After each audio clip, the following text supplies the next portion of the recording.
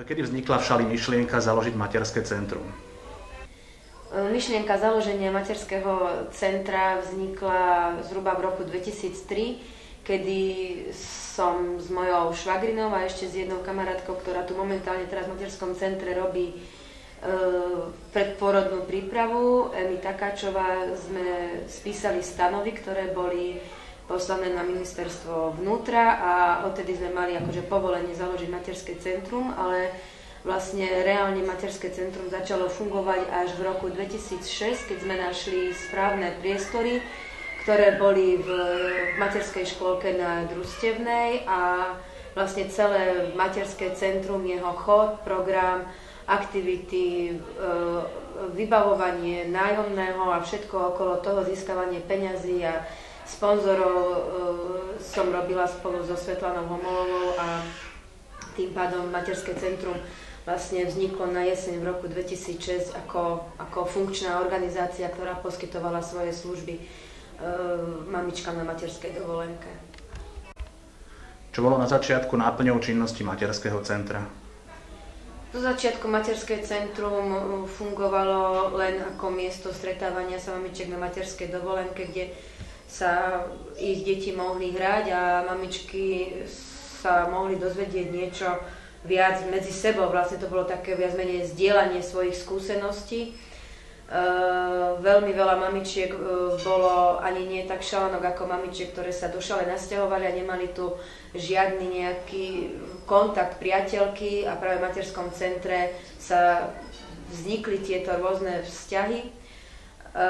Postupne materské centrum začalo tvoriť program ako cvičenie na feedloptách, čiže už bolo zamerané na rôzne motorické aktivity, ako vývoj motoriky u detí. Prednášky boli s rôznymi pediatrami, odborníkmi na výživu alebo na psychológiu dieťaťa, takisto aj poradenstvo pre mamičky, keď sa chcela už zamestnať po materskej dovolenke.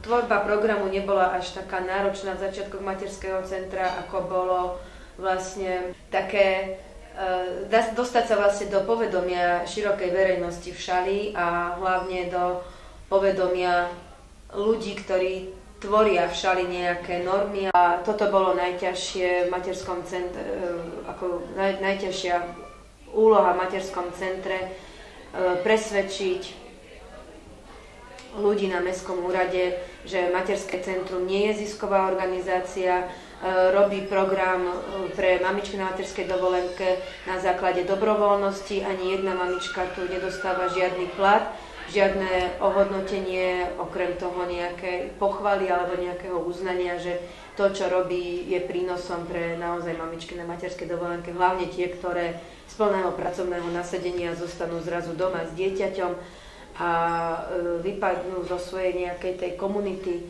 zo sociálnych väzieb a potrebujú proste viac menej podporu v materstve, aby zostávali s dieťaťom doma čo najdlhšie. Prečo sa venujete činnosti v materskom centre? Materské centrum je vlastne občianske združenie, nezisková organizácia. Nie je to len o jednej osobe, ale je nás vlastne 7 členiek, ktoré sa aktívne zapájajú do programu materského centra. Robíme to pretože nás to baví a naplňa. Vlastne všetky tie akcie, ktoré tu prebiehajú, tým nás inšpirovali naše deti. Je to to, čím doma žijeme a potom to vlastne prenesieme aj sem. Robíme to radi a naše deti sú tu radi sa tu hrajú, majú tu kolektív. Keď je zima vonku, máme sa kde schovať, v lete sa máme kde hrať na ihrisku, detskom a tak. Takže to je to vlastne, prečo to robíme my, že nás to baví. Nechceme len doma sedieť a hrať sa medzi 4 stenami a upratovať, ale proste byť aktívne a vlastne sa snažíme materské centrum prezentovať aj na verejnosti v pozitívnom svetle. Máš tam kručky, no.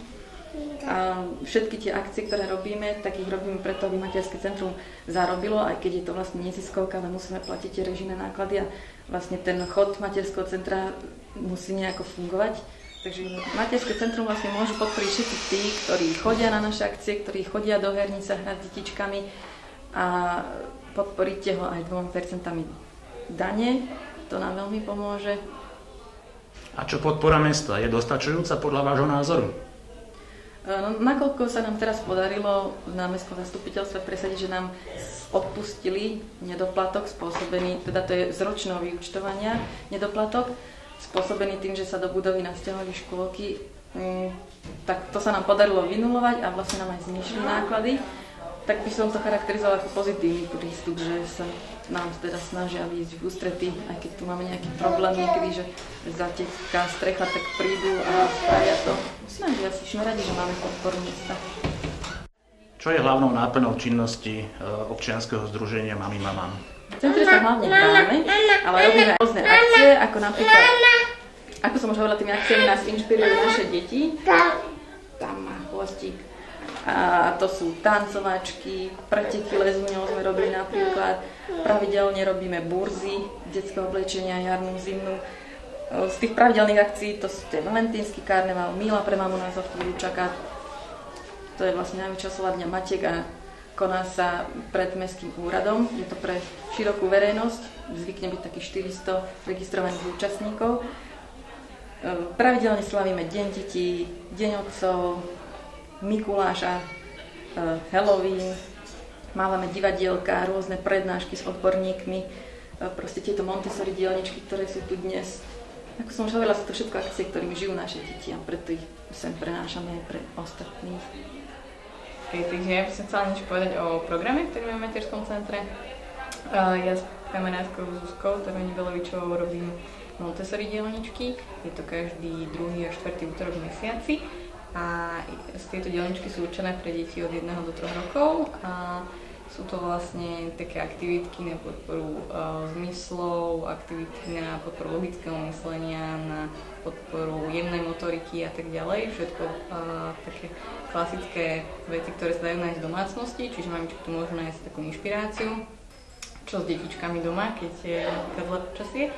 Potom napríklad v pondelky máme do obeda herňu, ale každý druhý zhruba pondelok máme tzv. Biopondelky, kde máme rôzne témy. Je tu napríklad budúci týždeň tu budeme mať ochutnávku rastlinných olejov a spolu s besedou, s receptami a tak ďalej. Ten ďalší týždeň k nám príde pani Vierka Belovičová, ktorá je terapeutka liečebnej metódy Cesta a niečo o tomto nám porozpráva. Máme tu pravidelne odšťavovanie, kedy si baby prinesú ovocie, zeleninu a my tu robíme také šťavičky a mixiky, ktoré pre detičky a pre mamičky. A potom každý prvý a tretí útorok v mesiaci tu pani Deniska Hajduková má podpornú skupinu dojčenia, kde sa stretávajú ženy, ktoré dojčia detičky. Takisto sú vítané aj tehotné mamičky, ktoré by sa chceli niečo dozvedieť. Je to veľmi zaujímavé, podľa mňa je to od 9:30 do 12:00, do 11:30. A takisto tu máme angličtinu, to sú štvrtky po obede. A je to taká rodinná angličtina hravou formou pre detičky, ešte toho predškôlkarského veku. A potom teda rôzne ešte ďalšie akcie, ktoré sú jednorázové, ako karneval, ako je Halloween. Organizujeme Mílu pre mamu. Budeme mať deň otvorených dverí na konci februára 27. takže ste srdečne vítaní. Aký je záujem o vaše akcie medzi mamičkami? No záujem je veľmi veľký, čo máme vnútorné akcie, ktoré prebiehajú tuto v centre herní, tak vlastne vždy plno, ale počet je obmedzený, 25 detí plus rodičia, takže je nás vždy okolo 50. Vonkajšie akcie, ako napríklad malí prechiári, ktorý máme na dopravnom ihrisku, tam býva až 70 detí plus rodičia.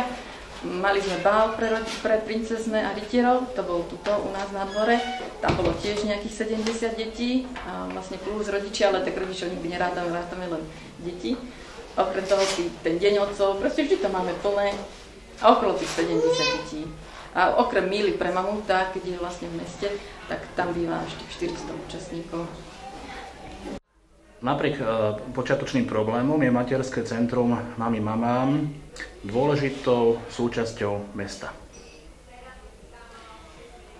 Áno, toto je vec, ktorá ma teší na materskom centre veľmi, pretože ja som po 6 rokoch materské centrum odovzdala ďalším mamičkám, ktoré v tom pokračujú doteraz. A stále ma to tak teší, že tá práca, ktorú sme tu odviedli, nebola márna a aj keď nám mnohí rozprávali, že materské centrum je iba nejaké stretnutie unudených mamičiek, že to nie je tak, pretože keby to tak bolo, tak materské centrum po 6 rokoch zanikne, nemá ho kto viesť ďalej, ale materské centrum tu už funguje 8 rok. A aj keď tie počiatočné problémy boli a myslím, že dievčatá sa aj doteraz boria s mnohými problémami, hlavne teda tými finančnými, že vždy za nami niekto stál. A chcem sa veľmi poďakovať Milene Verešovej, ktorá nás stále podporovala a podporuje doteraz materské centrum, ako aj mnohé mamičky, ktoré tu trávili na úkor svojej rodiny čas, čo sa týkalo upratovania, tvorby programu, zabezpečenia, organizácie veľkých akcií, ako bola trebárs Mila pre mamu, ktorej program sa tvorí prakticky od januára a je to vlastne prvú alebo druhú majovú sobotu pred Dňom Matiek. Čiže je tu odvedený kopec dobrovoľníckej práce, ktorá mala veľkú hodnotu a preto materské centrum funguje ďalej a naozaj sa stalo dôležitou súčasťou života mamičiek na materskej dovolenke.